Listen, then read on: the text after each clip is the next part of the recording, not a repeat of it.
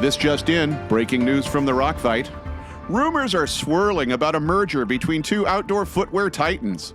While news blackout protocols are in effect, we are unable to name brands involved in the transaction. However, this hasn't stopped wild speculation from populating LinkedIn that a monster re-release is in the works. Plans for a potential collab were recently spotted near a local watering hole, adding to the frenzy. The new item, called Jungle Croc, comes in at 17 feet long and contains nearly 900 pounds of proprietary closed-cell resin Fury. Placing the new shoe has reportedly been difficult, as floor models consistently eat their smaller trail-running neighbors, with some Jungle Crocs even taking down the occasional 10-inch logger boot or small child who's touching things they were told not to. All right, while that may not be true, you know what is true? Ibex Merino is as home in your shop as Dale's in a drag bag. We're talking authentic heritage, real sustainability, privately owned, and of course, premium performance that has become legendary. From everyday essentials like the goat tee to expedition-ready pieces like the mammoth hoodie, Ibex has a premium merino layer ready to outfit any of your customers. Schedule some time with the Ibex team at GOA Connect in Kansas City this November. Ibex Premium Merino. And that's not a crock. Rock fight, rock fight, rock fight, rock fight, rock fight, rock fight. Welcome to the Rock Fight, where we speak our truth, slay sacred cows, and sometimes agree to disagree. This is an outdoor podcast that aims for the head. I'm Colin True, and today we're talking about emerging brands, and what does that even mean? But first, some programming reminders. We never want you to miss an episode of The Rock Fight, so please click follow on the podcast app you're using right now. This Thursday, you're going to get an all-new episode of Gear Abby with host Shantae Salabert, who answers all of your outdoor burning questions. Be sure to also follow Gear Abby, and if you have a question for Gear Abby, send it to her at deargearabby@gmail.com. Also follow that podcast on this app that you're using right now as well. And lastly, if you want more from the Rock Fight Podcast Network, head to rockfight.co and sign up for News from the Front, our semi-weekly newsletter. And if you'd like to see some video clips from our episodes, head over to Instagram and find us there, where we are Rock Fight Co. to follow along. But for today, pretty often in our outdoor industry conversations, we talk in big, broad strokes when describing the brands that make up the industry. On one side, we have the incumbent big outdoor brands like the North Face, Marmot, or Mountain Hardwear, and then everyone else tends to get labeled as emerging brands, which I think we all just assume means younger, more upstart brands who are looking to become as entrenched as a Patagonia or Outdoor Research. But a good amount of these brands are well beyond emerging. And in fact, they're fully emerged and are established in their own right. Maybe not to the degree as some of the big guys, but why does that matter so long as they have a customer base that loves them and as a business are earning their right to survive? So really who we're talking about in that regard are the startups, the brands who haven't maybe quite earned that right to survive yet and are looking for a constant edge to help them get to that place. Since we spend so much time here on the Rock Fight talking about the big economic driving brands, and rightfully so because they are driving our industry's economy, I wanted to dig into this notion about emerging brands a little more. So today we're bringing in two different points of view on the topic, and both of them you've heard here before on the podcast. First, we have Emily motherfucking Holland, and those are her words. I want to clarify. I was required by contract to say it that way. Emily wears a ton of hats in our space, and one of those hats is the management of community engagement for Founded Outdoors. And Founded is an organization that exists to help new outdoor industry founders along their entrepreneurial journey. And second's our guy, Trader Lloyd Vogel. The Trader Lloyd part, those are actually our words. You know Lloyd as the CEO of Garage Grown Gear, the online retailer where a ton of their vendors are young and emerging brands. Both Emily and Lloyd are here to chat with me today, although I should mention that we recorded this before the announcement was made about Outdoor Retailer moving to Minneapolis, so if you're wondering why we didn't touch base on that with Lloyd, there you go. But let's get into it. Welcome back to the Rock Fight, where today, it's what the hell is an emerging brand anyway, with Emily Holland and Lloyd Vogel, and that's coming up right after some words from our sponsors. All right, this one is for all the gear makers out there. The biggest barrier for killer new products is sourcing the right fabrics. Working with mills is a pain, and too often you get stuck with whatever sort of fits. Well, what if we told you there was a partner who works with you to design, source, and curate fabrics that enhance your product line? That partner? It's Ripstop by The Roll. Ripstop by The Roll is your one-stop shop for the perfect fabric solution to your next hit piece of gear. These guys handle the headaches and will work with you to develop or find the right solution from yarn to finished fabric to fit your design. They have application experts and production partners that make your job easy. From cottage companies on garage-grown gear to 8-figure brands on REI, they've been around, they know what they're doing, and Rip Stop by the Roll simply wants to help you build the best products. Looking to source globally? Done. Want to find something domestically? They got you. Ready to learn more? Head to ripstopbytheroll.com to connect today. You know, guys, winter's unpredictable. It's mild one week, freezing the next. I grew up back in the mid-Atlantic, and every inch of snow was exciting until it melted into a soupy mess that would then refreeze on the driveway, making walking across it impossible. Going outside became its own adventure, and that includes choosing what to wear. And that's why people have trusted Fjallraven jackets for more than 50 years. Born and tested in Sweden, they're made to handle everything from everyday cold to true Arctic extremes. The philosophy's simple. Build outerwear that performs, protects, and lasts. From the Keb Gore-Tex jacket to the Expedition packed down hoodie, you'll find something to suit the winter conditions you know are on the way for your neck of the woods. And retailers, you want to see the best winter jackets you should be carrying in your shop? Schedule an appointment with Fjallraven at GOA Connect in Kansas City this November. The rest of you, check out fjallraven.com. Hey, Rock Fighters, adventure is calling. Are you ready to answer? No, I'm serious. Are you ready to answer? Because coming early in November, Lem's Shoes is dropping a bold new lineup of minimalist boots and trail shoes built to go wherever the season takes you. So meet your new trail companions. You got the Trail Thrasher and the Trail Blazer Mid, engineered with tough, full rubber outsoles for serious grip and designed with an urban edge. They're made to move seamlessly from rugged backcountry treks to city streets. And these are just two of the many new styles hitting the lineup soon. Get ready to explore more. And again, hey, retailers, be sure to go see the Lems team when they exhibit at GOA's Discovery Marketplace at the Connect Show in Kansas City this November.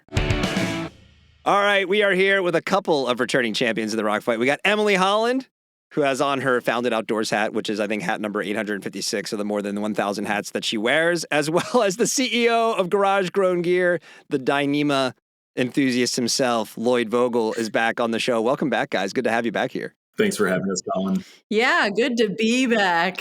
Let's just talk over each other, Lloyd, the entire time. And it's funny that I'm the one who wears the hats because Lloyd wears a hat every single day of his life. That's true. So he actually probably does have 1,000 hats. So, But you do turn up across the outdoor industry, Emily. It's kind of like there's a thing happening. It's like, oh, Emily's involved. You know, she's here. Once again, we can't get rid of her. She's just always showing up. Is that a good penny, bad penny situation? What is it?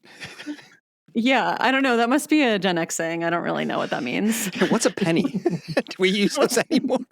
Coin? I'm confused. Oh, you were born in the 70s. I did just turn 50. Yes, I know, and I've told you many times your hair is incredible, especially for your age. Let's move on, Colin. No, I'm a little worried. Are you going to like it as much when it goes completely gray? That's what I'm worried about. Oh, I'm going to love it even more. Woo! That's like, especially because it's so straight, it's like so silver fox. You're going to be such a silver fox. Yeah. I feel fine saying that. Yeah. I Is will there take HR? personal satisfaction when you lose all of your hair and join the ranks of bald men like myself. Well, guys, we're talking about emerging brands because both of you obviously involved in emerging brands. I think Lloyd, before we hit record, made a good point of like, what is an emerging brand? That's an interesting conversation starter right there. But I do want to, and I do want to start by defining who we're even talking about, because the outdoor industry was not built on outdoor pursuits, really. It was built more on the brands who are seen as enabling our outdoor pursuits. And our brands are really the celebrities of our space, with many of us, looking to get jobs at those brands. And then when we have those jobs, our friends and families sort of geek out when you tell them where you work. And the point being, there's a real weight to being an outdoor active brand. And I imagine that attracts a lot of folks who want to try and make it in our space. And so when you think about someone looking at entering the space, creating an outdoor and active brand, what does that look like? What is, to Lloyd, to your question, like, what is an emerging brand look like? Is it the product? Is it the positioning? Is it really the desired point of distribution? Like, what are we even talking about when we're talking about these new brands? Yeah, I think it's kind of arbitrary to some extent. Like, I think it largely has to do with what perspective on the industry you have. Like, if you are someone who only has familiarity with the big companies in this space, you could look at companies with $100 million of revenue and be like, oh yeah, the small players in this space. And then I think, if you go down into the garage grown gear world of things, our small makers might do less than $250,000 in revenue. And when those folks look at a big brand, that might mean $5 million in revenue. So I think there is kind of an arbitrary nature to it. And there's like so many different parts of terminology that get slung around with that. If that's small, if that's startup, cottage, emerging. And I think all really kind of just have different associations, but none of them have particularly clear definitions. And I think people try to put their own definition on it, and I don't think it really matters. I think I don't identify it as a startup. To me, that like has connotations of like tech and money and newness, and it's very product centered. But I also don't identify as emerging because I don't really know what that is. It's like you're giving birth. It's emerging. Yeah. I am here. I have birthed this brand. It's like, what does that mean? Yeah. I don't really, and like emerging, I think implies like some form of goal that you are emerging towards. Yeah. And I'd say most of the business owners that I know don't necessarily like, when have you, if you're emerging, when have you actualized? Like, isn't that just like constantly a state of being in flux? So, I mean, I identify as being a small business owner. I identify as having a lot of the brands that are in the garage grown gear sphere as being small. And I think it is something that you kind of identify as. It's not a label anyone can just slap on you. It's like, if you identify as a startup, sweet. If you want to feel like you're emerging, cool, emerge. Do whatever makes you feel seen, great. I think my only real beef is when you have brands that are like, suddenly it's Small Business Saturday and you've got some, $500 million company being like, support our small brand. And you're like, right. Feels a little off. So typically an outdoor brand, though, that has any clout is like kind of looking to solve a problem, though. So if we're trying to hone in on like what a brand actually does and then, how an emerging brand might fit into that, enthusiasts looking for better solutions or more comfortable ways of going outside. So when I look at what Founded Outdoor does, and Emily, I'm kind of curious, like, how do you, when you hear some of that, of like sort of like the discourse around like what an emerging brand is, like who are the people who come to Founded Outdoors? Like how do these folks who maybe have good ideas come to an organization like Founded Outdoors to kind of get a leg up versus in the past? It was like, well, I guess I'm going to try to make this thing and see what happens. Yeah, I think that Lloyd's really spot on. Like, that's so different. The definitions are all over the place, and it also almost doesn't really matter in a way. For Founded Outdoors, the way that we think about the community is not really about if they're calling themselves emerging or small. We personally call them small because most of our brands that are in the community are definitely making less than 500K annually top line revenue, right? And many of them are less than 5 million, less than 10 million. And that's like the highest range, like the very few are making that. So it's not really about like their size or their stage, but they have to be actively working on their business. They can still be like prototyping and working on pre-launch, pre-revenue. That's fine. But they also need to be targeting the outdoor consumer as their main target audience. There's some folks that have like multiple target audiences. That's fine, but they need to have outdoor as one of their main. And so we look at it a little less of like size and time spent in your business, because there's some businesses too that have been in business for 5 years and they've made very little headway. Maybe they've still had a full-time job. They're just doing it on the side. They can't fully go in yet. Fine. But there's some people who in their first year are getting huge orders at REI and like fully, locked in. So the parameters of small are kind of up to our discretion, I would say. Mm-hmm. But for the most part, people come to Founded Outdoors when they're very early on or within those like first 5 years, I would say, and get the most value in those first 5 years. So what are some of the things that Founded offers some of the folks that come to you guys, Emily? Like what are some of the actual, like if I have started a brand, whether it's, Lloyd, to your point, small, medium, large, whatever, but I kind of fit into that criteria that you're looking for. What is the offering to a person like that? Yeah, so Founded Outdoors has two parts of the business, I would say. The first part is the community, which is more of what I think we're talking about today. And that's a free space for anyone, like I said, who has already started their business and their main target audience is the outdoor consumer. So when they come in, the main thing that we offer, I would say, is peer-to-peer knowledge sharing and having a space for people to do that in a way that's very actionable and engaged. So we have a huge Slack channel. By huge, I mean it's around 530 people. And people are really popping off in there. Like there are so many questions, so many great insights being shared. There's a lot of connections being made. And if I do say so myself, it's one of the best Slack channels out there. I'll just toot my own horn in that situation. But it's amazing. It's amazing how much people give and take. And it's a free community, right? Some people say, like, for community, you need to have it paid for people to invest in it. And I just don't think that that's fully true. We've kind of proven that it's not necessarily true. And we're keeping that free as of right now. So like you can, almost anybody can take advantage of that if you have an interest in starting, or if you started an outdoor brand or you want to start an outdoor brand. That's just a resource that's out there for people to tap into. Yes. If they are aspiring and have an idea, but do not yet have a business plan, prototype, et cetera, that's a bit too early for us. We've noticed that we need to have them actively working on their business to get value and to also offer value in the community. So that's a big part of it.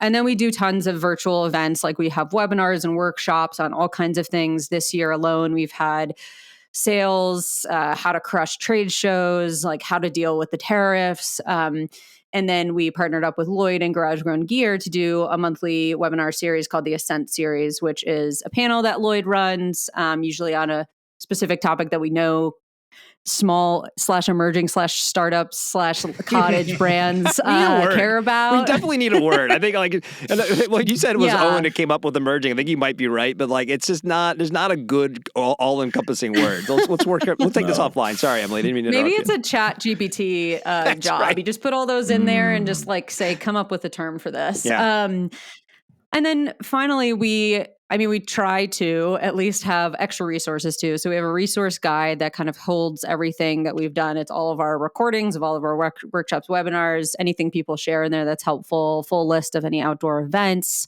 And then when we are at outdoor events, we'll do, happy hours and try to meet up in person as much as possible. So that's the community side. So that's a lot. And honestly, like it is the best. I mean, as someone who I've had the privilege of interacting with Founded Outdoors in a lot of different ways over the last couple of years, but as a free resource, it literally is like the biggest no-brainer if you are a small outdoor business. Like if you are not part of Founded Outdoors, I'm not sure exactly like what you're doing. Like it has so many resources. Like I don't engage all the time with it, but I try to, and and it's something that like can either be a very active or a very passive part of what you do. The Slack channel is a great way to be able to pull knowledge from hundreds of other founders who've done it before, because we all like to think that our story is very unique, but it's really not. And like everyone else has pretty much always had the same challenges as you, and just being able to have people, especially if you're a small solo entrepreneur, being able to kind of have some camaraderie and solidarity with other folks, it's brilliant. I love it. So you mentioned there's two parts of Founded Outdoors. You mentioned the community part and everything. What is the other side of the organization? Yeah, so the other side is our consulting and partnership side. And so we consult with economic development groups, outdoor business alliances, outdoor rec offices, sometimes other nonprofits, or even different counties in different states have differently named organizations. But essentially either consulting with them, so helping them to understand what the needs are in their specific region, state, area, and then delivering on that and helping their outdoor entrepreneurs get those resources. But then we also fully do programming on behalf of those places too. So we have had partnerships with Alabama, Vermont, Maine, Wisconsin, a small county in California, Siskiyou, which we're doing some work with this month, which is going to be very fun, and some others. And then, of course, our accelerator program with REI. So I just wanted to mention that too, so that if founders are not necessarily ready to start their business just yet, but they have an idea or something, we often have programs in their areas with our partnerships. So just keeping an eye out for those might be helpful. What's the success rate here, right? Because think of it like, look, I'm a founder, and like and I'll tell you guys run your own businesses as well, right? It's a pretty lonely existence, and I understand that it's the community aspect of it, right? But it's not, we all have the days of like, I'm going to take over the world, and the next day you're like, I'm going to shut it down and go work at a Starbucks, like those are like, that's sort of the life here. at the same time, there is an element of the market's going to really ultimately determine if you're successful or not, if your brand makes it, if your product is viable, all of those things. Is there a success rate? Or is there proof in the pudding that shows that like something this organization can help folks either get over those hurdles that are in their way, or is it just truly more of that about that support network to like get through those low moments that we all have as a founder? Well, I'd be interested to see what Lloyd's perspective is on this, but we don't have a success rate that we can share. I mean, we are here to provide support and minimize gatekeeping to resources. And there's so many other factors that come into play when someone is successful or not successful in their business. And also the definition of success is different for everyone. So it's really hard to quantify that. Yeah. There's all kinds of things that we can't control, like maybe someone's mental health is getting in the way of like their success. Maybe where they live is impacting them. There's not as many resources there that they can tap into, like local bank loans and things like that, or whatever. So we're in the business of supporting you of where you're at in your journey. And we hope that that leads you to success. And we think that this community and the learnings that we share do that.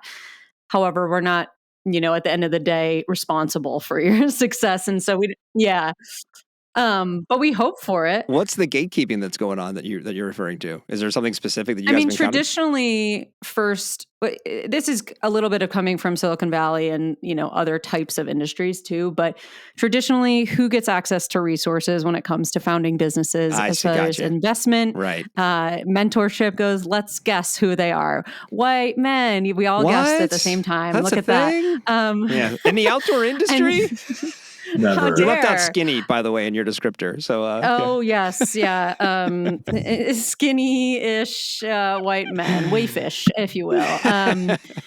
And so, that we want to make sure that this is a space. We do a lot to like, even with the Ascent series or workshops that we're doing, people that we have for fireside chats, we really try to make sure that they are not all white men, so that people see different versions of the journey that they can take as well. I think it's hard to be able to, like, I think there's kind of the thought that when companies go out of business that it's like up in flames or there's some declaration of bankruptcy, but like most small brands just kind of slide into non-existence. It's either it's too hard, it didn't blow up as quickly as they wanted to, they have another opportunity that can make them more money, they have a kid and they have to cover some new costs that just doesn't jive with their stage in life. So I think for a lot of small brands, it's just less dramatic. And so it's hard to be able to account for what makes it successful or what makes it fail, because it's just up to kind of, what their expectations are. Success for some of our brands is perpetually being a non-growth brand that just is able to subsist one's lifestyle. And there's a lot of lifestyle companies out there that's what they want to do. Yeah. And but for a lot of brands, like that isn't the goal. And if they did that for a number of years straight, they would call it a failure and they would quit and shut it down or start something up or go take another 9 to 5. So, I mean, I think it largely has to do with kind of what brands' expectations are and if the reality lines up in a particular timeline that works for them. We've seen a lot of companies come and go. Sometimes it's because they just don't have the momentum. Sometimes they've, realized that it's not scalable. And sometimes it's just like, well, actually, I got a job working at Microsoft and it pays me like 10 times more and I don't have to work 80 hours a week. Why would I not do that? Well, kind of going back to my thing at the beginning, right, about the industry is very interesting because it is these sort of passion-fueled products that fuel outdoor passions, and you can see a lot of overlap in why somebody wants to start things. I had the chance to work with a lot of founders during my time at Polar Tech and like a lot of new upstart apparel brands. I've talked about on this podcast before, like Code Epoxy was one of them, and you always feel that sort of it's much more than the product typically, right? Because these people do go outside and want to use these things and have like highlighted a need and like, oh, I'm helping to solve that need, right? Does this exist in other categories, right? I think about this, like the outdoors, is this something that makes the outdoors unique? Like, is there someone out there who's like, hey man, I'm making the next great dishwasher. It's going to be so sick. You're not going to have to rinse your plates. It's going to be the best. Like, I don't know. This feels like a very uniquely outdoor thing. Am I correct in that? I have a little bit of a hot take on this. I don't care if a dishwasher is improved. I do care, however, if my pants now have a zipper that I can just squat and pee, and that's sick. So I just don't know because I just don't care. No, people are definitely making improvements on and like looking for spots and needs and challenges that people are having and trying to solve them. But it's just somehow not as exciting as someone figuring this tiny little thing out when they're hiking the PCT or something. They're like, you know what would be great if I did this thing? And then they go to their garage and they're like, I'm going to just sew it together and see what happens. And then they suddenly are like, wait, this maybe could be good. And then they talk to a bunch of people and they're like, they think it's good too. Like that is such a cool journey compared to like, if the blender has a little bit better speed, that's we're what I not mean. going to have chunks in it. And look, like, I'm fully willing to claim ignorance if somebody wants to write in myrockfight@gmail.com about like, other industries that have similar things like Founded Outdoors or similarly passion-driven founders like working on things. But it seems to me that most of that comes out of like GE and somebody whose job it is to like, hey, make these appliances better versus to your point, like the where these inspirational moments strike and how then these things come to market. And then obviously then the resource they can get from a Founded Outdoors. It just feels Founded Outdoors feels just very uniquely outdoor. And in fact, in the point of view that this is innovation in of itself of, hey, here's all these people who are working on these things. Let's provide resources to make sure that they can find success in their journey, right? That's almost in itself an outdoor sort of missive in a way. I mean, I think to take the dishwasher and run with it, I think there's a certain expectation. Yeah, I think there's a certain expectation with technology that it's constantly evolving. And I think that is something that like you don't pay attention to it, but you always expect that your next dishwasher is better than your last dishwasher. And if you buy a fridge, it's going to be better than your last fridge. And I think that there's like and that's largely big industry. Like the R&D that comes between, at GE is very different than what Emily said. If someone hiked the PCT, it's more accessible. And I don't think I think one of the most awesome things about the outdoor industry, it's a passion, but it's a passion because it's something that you do in your personal time first, and you figure out how to be able to professionalize it. And like, I don't think anyone is a casual dishwasher for fun, and then they turn that hobby into a passion of like designing. It's got a dishwashers. 1972 GE. It's in a lime green. Got it at a flea market. I'm going to refurbish it. It's going to be so sick. Yeah, like because it's something that like, and I think that's even, if you look at something like cars, I feel like there's people who work on cars and there's this like community around like antique and like fixing things up and custom stuff. And I think that's because there is a level of hobbyism that is added into it. And yes, some does make it to the level of professionalism. Yeah. But even if you're not a professional, and I think like you can go to a show like Pacific Crest Trail Days and talk to some of the most foremost, designers in the world. If I'm a Yahoo playing basketball in my local gym, which I do, I'm never going to run into LeBron James. It's just not going to happen. Similarly, I use a dishwasher. Doesn't mean I know anyone who like designs dishwashers. Just like the accordion of the community is way smaller. Yeah. And I think that is something that is fairly unique to the outdoors. I mean, you see it in like, in biking as well. Like bike packs are like a big kind of cottage industry of itself. But I think a lot of the outdoor industry has that kind of proximity because we're of the industry. And when people come from outside of the industry and try to monetize it, people's hackles go up immediately. Where they're like, oh, that person came in from Sephora, or that person used to be at Best Buy. And they'd be like, they don't understand how it works here. Well, here in the outdoor industry, they probably don't even wear flannels or hats. They probably wear like suits and ties and like smell good. You're teeing up my last big question here, because I do think there comes a time when the industry can become limiting, right? Like an example I always give, because if you only pull from like a small, pool of voices, there might be things you don't know, and honestly, you can't always evaluate the quality of the voices that you're listening to. And I think there's a lot of times I'll see outdoor events, and it's like just the same folks that I've seen in the industry for a long time giving the same speeches. And I would be like, I agree with you, Lloyd, in that, like, yeah, when you're setting strategy, you want to understand the world that you're in, and if you're only listening to people from outside the world, that seems like a bad idea. But there's a world where like well, this person worked at Sephora. What did they learn about retail working for a brand like that? And what are the learnings that can then apply to like our space as well?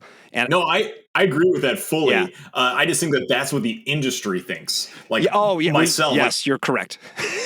Like I don't feel like I come necessarily from the outdoor industry. I was like in special education and kind of just bumbled my way into being on this podcast over a number of years. Welcome. We made it. This is the culmination of a long journey. Thank goodness. He's LinkedIn famous. Yeah. Well, my long illustrious career at Sephora made me very, qualified for this. Poor Sephora's taking a beating on this pod. We love you, Sephora. Thank you.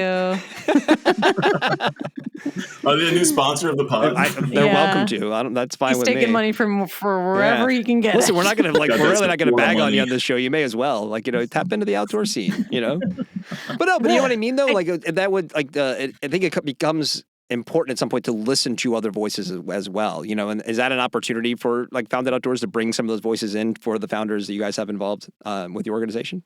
I think we prioritize keeping it outdoor. However, we do sometimes bring in folks who are like general marketing person or general e-commerce professional or sales professional. Right. But generally, we want to keep it specific. However, a lot of people who share resources in the community, well, they're pretty consistently not outdoor specific. There might be lessons, from Apple or even maybe outdoor adjacent, like the hunting industry or the CPG and food industry. That's a big one that they share resources around. But I just want to go back to what makes these brands a little bit more unique, I think, and why people who are listening, if you're well, I just want to buy from Black Diamond or whatever company that you want to buy from, I would just consider that the smaller brands that we're talking about who are awesome, here's a couple things that you should think about for them, okay?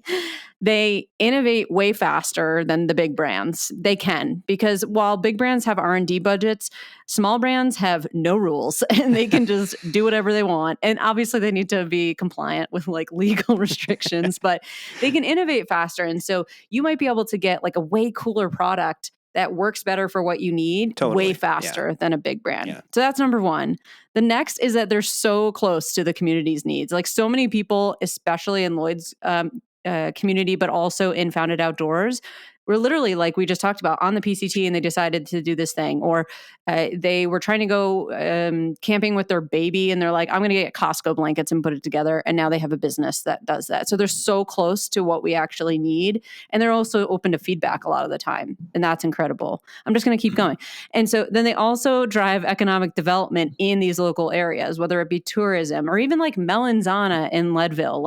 Leadville, Colorado has become more on the map because of Melanzana, which is an outdoor apparel brand. They've been around for a long time too, not emerging, I would say. So I just there's these real clear benefits to purchasing from a small brand that one should think about when you're making those purchasing decisions. And listen, I know it's more convenient sometimes to get the big brand. We all have big brands. We get it.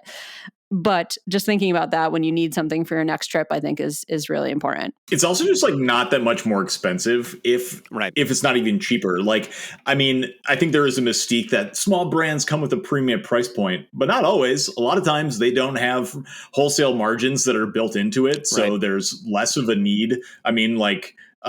We see it with fabric design of we have companies that are kind of in the cottage space that are making packs out of cool fabrics, and they're expensive. But then you see a bigger company come in using that same fabric and it's twice as expensive. There's a reason why it's twice as expensive, is because it has keystone pricing built into it, and because that big brand has to have a 50% margin to be able to get into the brick and mortar retail spaces that they want to be able to navigate. And your favorite small brand that makes packs on Instagram doesn't need that. They just need to be able to justify the fabric costs and their labor costs. And that's that oftentimes is so I don't know. It's not always just I'm kind of tired of the narrative of, oh, it's so expensive to be able to support small brands. I'd be well, not really. Unless you're comparing it to Temu prices. Well, but then if you're spending everything's all your time expensive compared Temu, to that bullshit, Yeah, totally. So I guess, last thing, guys. So are any things happening this fall? Anything we should be promoting? What's, obviously we'll put all the links and everything in the show notes, but are you guys going to be at any of the fall shows? Like what's going on in the upcoming months here with Founded Outdoors? Oh, well, I have a hot take that I want to share, Colin, because I love it. In you sharing the show notes with me, it made me think about things, and then we didn't talk about it. So now I want to talk about it. Did I skip a topic? Oh, No. I'm so nervous. I know, me too. Like I thought it was pretty light show notes. It was talking about brand versus product. And the idea that, and if this is, terrible content, you can cut it. But the notion that I think for small brands, it's so much easier to be able to lead with a product first, as opposed to, the brand identity and messaging. At Garage Grown, like we don't even hop on the phone with a brand until we've been able to see samples of what that product is. And I think a lot of small brands that are not successful are ones that kind of lean too heavily on the small brand narrative that use the we're small, support us, we're small. But in reality, like people like to be able to support small brands, but what they want more so than a small brand is a product that they're really stoked about. So I think it's like that combination of like a product that you're really stoked about with a brand story that resonates. But if your product sucks and your brand story is great, you still have probably a non-viable brand. And I think that is something that is like very real. And I think it took me at Garage Grown a long time to realize like it's not enough of a value proposition just to be small. You have to be able to differentiate and add value in other ways. And if you just lean on the fact of support small businesses, you're going to lose to the big businesses because they're going to crush you in a bunch of other different ways. Yeah, totally. I mean, like it's a bit of a chicken and egg thing because I think the brand directive and understanding who your brand is, that will absolutely allow you a much longer runway to grow to be a bigger brand. But if all you're doing is sort of like marketing yourself of like, hey, look at us, small and scrappy. Like, no, tell me why your product rules and why it's going to make a difference in my life. Like, let's start there. Yeah. And then we can figure out the rest. It reminds me of, what was the part of, was it Venture Out, the part of Outdoor Retailer that always had the up-and-coming brands, which mostly felt like it was sort of like Portland designer designing like 80 brands. And you're like, none of these people were going to make it. Like, just sort of felt like, just never, and maybe most of them did. I don't know. There was always felt like, it felt like the most hopeless area of the show to me. I'm like, oh, you guys. You're trying so hard. Viore was in there. Viore and Mir were in there. They were. Which was crazy. Yeah, that is hilarious to think about. Yeah. Well, that's why it always felt like you were kind of getting gaslit when you went to Venture Out, because it was like, wait, this is not the small brands in the industry. These are like massively VC backed. Like you'd look at Viore and be like, you know that we exist. Yeah, they'll make it. But then you see like, here's another brand with like arrows in the logo. And you're like, okay, guys, like this is not going to work. Here's a hatchet. You're like, okay. Like, we know what you're all about. Like, you won't be here next show, But no, I think it's a fair point. Don't rely on these sort of small brand narrative to carry. Like, it's always about making a difference in the consumer. Why is my life better because of what you're doing? Why am I safer going in the outdoors? Why am I warm, cool, dry, or safe in the outdoors? Make that bargain with me, and I will be invested in your product. That's always that's the equation that matters. I mean, it's the same as like you've talked about this on the pod before, but kind of with sustainability factors of like people love a good sustainable product, but they don't like it if the product's not as good as the non-sustainable. It has to be gift with purchase version of it. Yeah, like it's got to be an and I think that also works with for small brands of product's got to be really good, and then you can get to the narrative. But yeah. So where are you guys going to be this fall? This is what you signed up for, Colin. I know, you knew it's the best. You guys rule. I love having you both. I missed you both so much. I think Lloyd has a more intense travel schedule. He typically does. He's like captain of the trade shows. Mm-hmm. I'm going to be by the time this episode airs, I'll have just gotten back from the Core Outdoor Summit up in Kimberley, Canada, where your boy is keynoting. Whoa! Stand back, Comerford. The summit. Lloyd's on your corner. Watch out. Too late. If anyone was thinking about not going now that they heard that, it's too late because it's in the past. But I'm going to GOA. I'll be at the running events. All the hits. OMS. Yeah. You're going to be everywhere something's going on. It's supposed to be. Awesome. Emily, anything coming up with Founded Outdoors that people should be aware of, or just more like resources to get people involved who want to be? I'll just mention that we did a small outdoor business benchmarking survey this year with a large executive summary, and the full report is available for purchase. So you can find that at foundedoutdoors.com. So if you're like wanting to get some intel on the market right now and what small businesses are up against, or you're a small business and you want to feel like you're less alone, that's a great thing to download. As far as events, this fall, we're doing a lot of partnerships. So we were, Katie and How, the co-founders, and I, we're going to be all doing a lot of stuff going on with Wisconsin, with California. Katie's in Michigan right now at a conference. So a lot of travel, a lot of partnership stuff happening. So that's always exciting. I don't think I have any events, maybe TRE if Lloyd will pay me to go. But yeah, we'll try to figure that out. Love it. I'm trying to just shoehorn my way in. That was a very Gen X reference right there. Shoehorn your way on in. Does Gen Z even know what a shoehorn is? No. Like, no, they could never. Listen, let's not wait so long to have you both back on again. We're going to pick another topic, bring you back on soon. So thank you both so much for being here, and love having you on as always. Good to see you both. Thanks, Colin. Bye. It's time for a party shot. All right, welcome back to the Parting Shot, brought to you today by Garage Grown Gear, your home for outdoorsy gear here on the Rock Fight Podcast Network. Go shopping at garagegrowngear.com. And in honor of Emily joining the show today, I wanted to touch base on something pop culture related, because just recently an iconic artist put out a highly anticipated album. Now, this is a person who has been in our lives for a long time, someone whose music is just as integral to modern life in 2025 as it has been for years. Someone who is pretty universally loved, even if they've had some divisive moments. I am, of course, talking about Jeff Tweedy and his new 30-track magnum opus, Twilight Override. And look, I'll be honest, I like Uncle Tupelo more than Sunvolt or Wilco, but there are parts about all three bands that I love. And I haven't spent much time with Tweedy, the solo artist, as of yet, but I still wanted to take in this new album, and I enjoyed listening to Twilight Override overall. Even if I felt like it was pretty hit or miss for me, some tracks like New Orleans just absolutely killed it, while others like Lou Reed Was My Babysitter left me kind of wanting more. But overall, I know we can all agree that this is the album that we have been waiting for in 2025, and I was happy to spend some time with it. All right, that's the show for today. Thank you to my guests, Emily motherfucking Holland and Trader Lloyd Vogel. The Rock Fight is a production of Rock Fight LLC. I'm Colin True. Thank you for listening. And back again to take us out, it's Krista Makes with the Rock Fight Fight song. We'll see you next time, Rock Fighters. Rock fight.